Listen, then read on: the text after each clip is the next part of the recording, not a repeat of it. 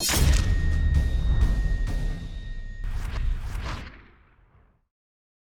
Valpo fans. Welcome to another edition of Valpo Basketball Weekly, brought to you by Tire Barn. I'm Aaron Levitt, joined today by Valpo women's basketball head coach Mary Evans. Mary, thanks for being here today. Thanks for having me.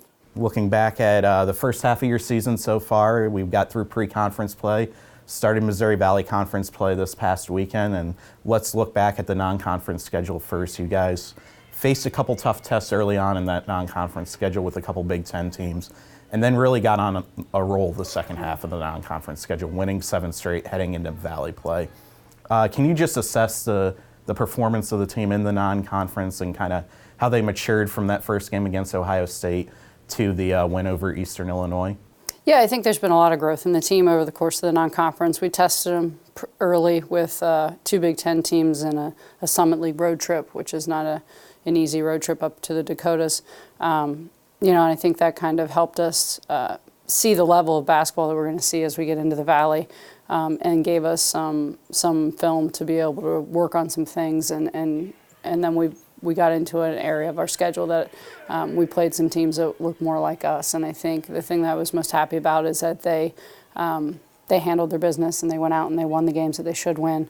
And then towards the end, they actually started winning those by the margin that they should. And so I think that shows a lot of maturity and growth in this program, to go from not expecting to win games to expecting to win to actually winning the way you should. And so I found a lot of growth, not only in our players individually, but just as a team over that non-conference schedule. And then you talk about getting ready for Missouri Valley Conference play, and it's really a whole different beast this year than it's ever been. Yes. We head into conference play. The Valley has its top overall conference RPI ever.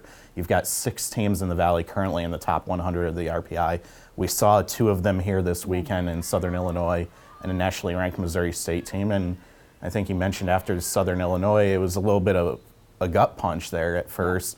This is Missouri Valley Conference basketball. But can you just assess over the past weekend, even just from Friday to Sunday, kind of the growth of the team over that 2-day span and kind of acclimating to Valley play?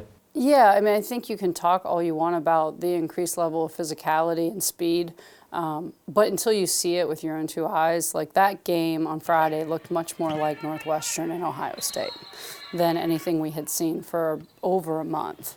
And so you can talk about it, but then to experience it, I think, is a little different. And then I think you're introducing a group of people who did not play last year. We've got 2 transfers that are playing significant minutes that have never played a Missouri Valley game.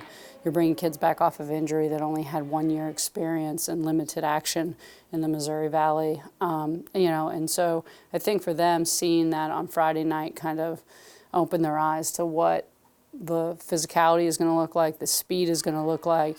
And so I think they bought in Saturday at practice and film after seeing it, that they're going to have to step up their level of physicality and their level of play. And it's not just doing it a possession here or there. It's doing it every single possession after possession through the course of 40 minutes. And so we talked a lot about that on Saturday.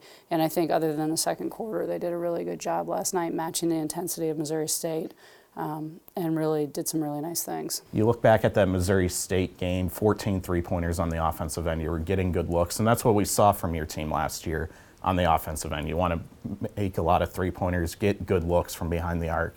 I think where the difference has come for the team this year has been on the defensive end. Last year, not really a strength of the team. Right. This year, we're seeing a lot more aggression on that end. You're getting a lot more steals. Can you talk about your defensive philosophy and being able to implement it and seeing the team put what you want to do defensively into action out on the court this year?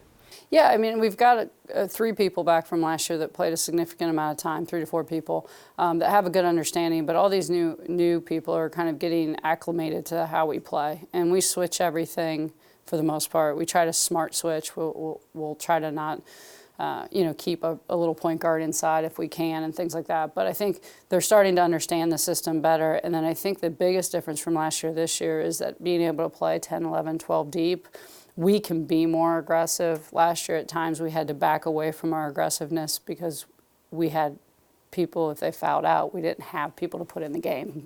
There were games where we could have finished with 4 last year. So I think, just being able to play with more confidence, to be aggressive, because you understand that if you do get in some foul trouble, there's other people that can come in. And then I just think we added back to our lineup kids that enjoy playing defense. Like Carrie Wyman loves playing defense. Caitlin Morrison loves playing defense. Marley loves mixing it up. Addie's a very good defender as well. And so I think it's a combination of both things. It's a combination of another year within the system, a better understanding of how we want to play, how we want to guard things, and then it's adding some kids that just really like playing defense. But, in practice, it's so much easier this year because when we start guarding specific actions, there's a knowledge base there. So we're able to get through more things before a game. We're able to cover more things that teams run and how we want to switch things, because for the majority of the kids, they can look back and they can recollect on last year and be like, oh yes, that's how we guarded, I remember. And there's some feedback there that they can learn from. You've got your first Valley road trip coming up this weekend, going down to Indiana State and Evansville. You won your last 3 road non-conference games. What's it going to take to come out of this weekend with a 5-game road winning streak? I think for us, it's playing as hard as we can every single possession. We've got to go out and we've got to be the tougher, more physical team for 40 minutes.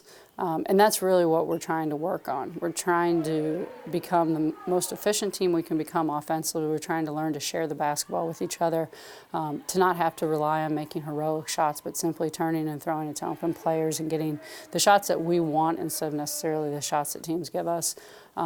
But learning to play at the tempo, the physicality, the toughness level that you have to in the Valley for a full 40 minutes is really what we're trying to get to. And it's going to be a process, and it's something we'll continue to work on all the way until March.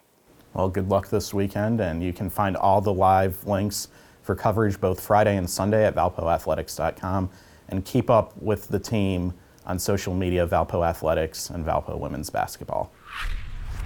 Valpo Basketball Weekly is sponsored by Tire Barn Warehouse. For all major brand tires, wheel alignments, and more, visit Tire Barn at 451 West Northland Drive, Valparaiso. Tire Barn installs more than 3 million tires a year. How about your next set? Visit www.tirebarn.com.